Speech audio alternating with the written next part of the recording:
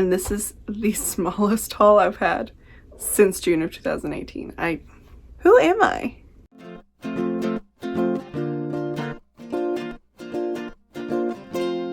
Hi friends! Welcome back, or if you're new here, my name's Destiny, and today I wanted to bring you my June haul. I sadly do not have anything to hold up and show you today because I only bought one physical book this month, and it's still in quarantine. Moving right along, the one physical book that I had come in this month was Take a Hint, Danny Brown by Talia Hibbert, which I already read as an e-arc and absolutely adored. Nobody's surprised. I do have a couple of other orders that are on their way here, but they haven't even been delivered yet, so I'm just not counting them in this month's haul. That said, I did get a few really exciting e-arcs this month. I also bought a couple of Kindle titles and I got a few freebies. I want to start with the e-arcs though, the two that I am most excited for. I got Across the Green Grass Fields by Shannon, which is the 6th book in the Wayward Children series, and I'm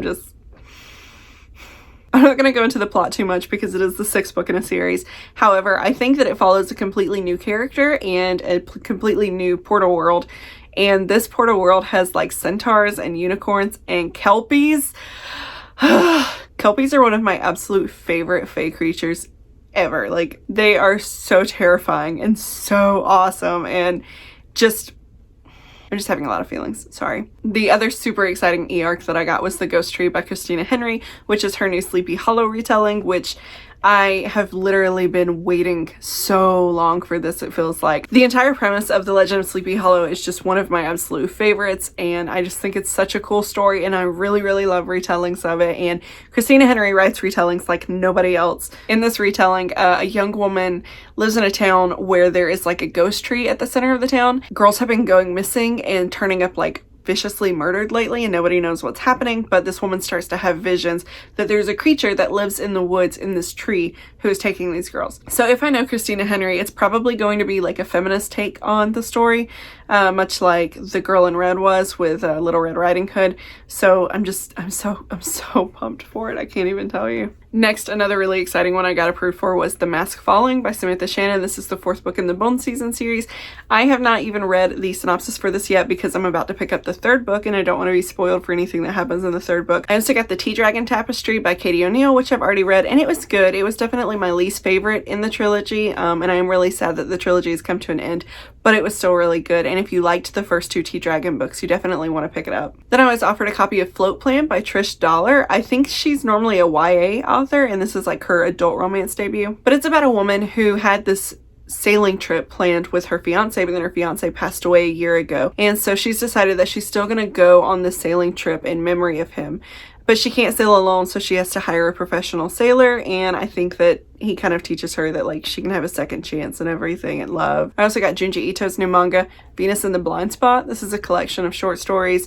Some of them are his, some of them are actually written by other authors who he admires. Then I got Who I Was With Her by Nita Tyndall. This is a new YA contemporary that's about to come out about a girl whose girlfriend has just passed away, but the thing is that the main character wasn't out, so their relationship was a secret. So now she's kind of having to learn how to grieve this relationship that nobody else even knew existed, which sounds immensely tragic and heartbreaking, and the only reviews that I've seen for it so far have all compared it to like Sadie levels of devastation.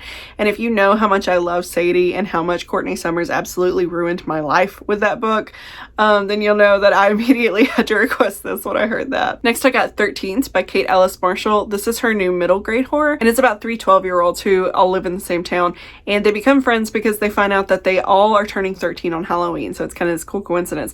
But then all this really weird stuff starts happening, and they end up finding out that there is a curse on the town that takes out these like 3 13-year-olds every 13 years. And you know, I grew up on horror films that followed this like curses with a cycle where they would repeat every so often, and so that's a little trope that I've always really enjoyed. And then the last 2 e-arcs that I got are both kind of craft related.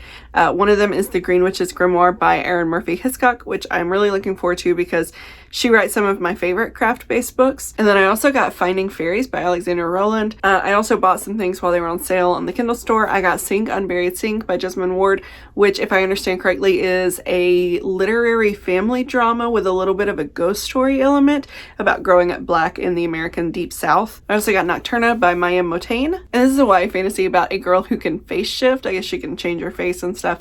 And she is forced to go on a mission to steal this very valuable stuff from the palace. and if she fails the mission or refuses to do it, she will lose her magical powers forever. I also got Black Girl Unlimited by Echo Brown. This is a semi-memoir slash fabulism story about a girl who lives in a poor neighborhood, and she really kind of wants to get away, and she finds these portals all over the city that will let her go over to the other side of the city where she can attend this like really ritzy school and all this stuff. I got Lovely War by Julie Berry, which is a historical fiction romance, I think, set in like, I want to say it takes place in parallels between World War I and World War II, but I'm not 100% sure. All I know is that the story is actually being recounted by the goddess Aphrodite, and yeah, okay, like, that sounds awesome. I got The Best Laid Plans by Cameron Lund. This is a YA romance. It's supposed to be really sex positive, and it's about a girl who decides that she wants to lose her virginity before she goes after the guy that she's had like this huge crush on, because she doesn't want to be like inexperienced when she goes after him. So she decides that she's going to experiment in a relationship with her like lifelong best friend, but of course, like, you know, more comes from it than that. I'm such a sucker for the best friends to lovers trope. About The Stars and the Blackness Between Them. This is a YA romance between two teenage black girls. One is from Trinidad and one is from Minneapolis, and I guess they think that they live very different lives, but they find out that they have more in common than they thought they did. And I got The House on Abigail Lane by Kaylin Patrick Burke, and this is a novella about a haunted house, and it kind of observes the different oddities that go on in this haunted house over like a 60-year span, I think. And then to finish this haul up, I got a few freebies. Some of these are still free on the Kindle store if you want to check them out. I got Bitter Heat by Mia Knight, which is a dark romance about a woman who ends up stranded in an isolated cabin with her ex-husband who she hasn't seen in 5 years. I'm not sure what's dark about this. When I read the premise, I would have thought that it would have been like a second chance romance or something, but apparently there's like a dark twist to it. I also got The Turtle Boy by Kaylin Patrick Burke, which is a novella about these two preteen boys who make a new friend who lives by a pond and is very strange. I got Camp Carnage. This is an 80s slasher horror novella about these teenage boys who are sent to a conversion camp. And then finally, I got Valkyrie Landing by AJ Flowers. I think this one's still free too. It's the first book in the series, and it is a YA fantasy about a Valkyrie who has gone against the rules and fallen in love with a human. And so now this is like her final chance or whatever, but she just kind of keeps going back to this human even though she's breaking the rules of the Valkyrie. And yeah, that is it. That is my June haul. I hope you enjoyed this video. I really appreciate everyone who has subscribed or liked or commented or even just watches the video silently. Like, I appreciate you so much. Come talk to me in the comments. Let me know what you hauled in June. Did you haul any of the same things as me? Or, you know, what was your favorite thing that you hauled this month? I just really like seeing your comments. Like, they mean a lot to me, and I really appreciate each and every one of you. And I'm gonna stop being sappy and get off here. So yeah, thank you again for watching, and I hope to see you in another video soon. Bye!